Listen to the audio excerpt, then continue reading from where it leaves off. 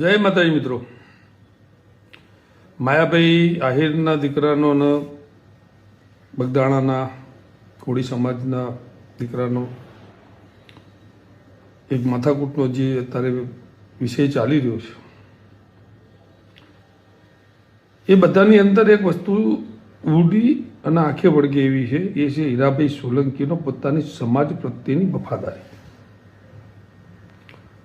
તો શું આ બીજા સમાજોના નેતાઓને નથી ખબર પડતી? પાટીદાર સમાજમાં આટલા બધા આંદોલન વખતે કયો નેતા પાટીદાર સમાજના પડખે એ સમાજનો ઉભો રહ્યો? ક્ષત્રિય સમાજનો કયો નેતા પદ્માવતી વખતે પણ આવીને સામે ઉભો રહ્યો?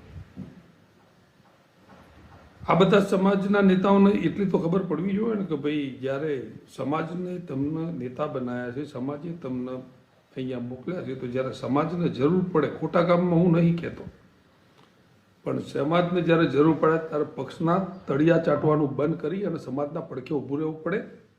આના પહેલાં એ વિડીયોમાં હું બોલી ચૂક્યો છું કે આ આખા ગુજરાતની અંદર કોઈ સમાજનું ધ્યાનમાં રાખી અને ચાલતું હોય અને સમાજે કોઈ સાચા માણસને જો નેતા બનાવ્યો હોય તો હીરાભાઈ સોલંકી અને પુરુષોત્તમ સોલંકીને બનાવ્યો।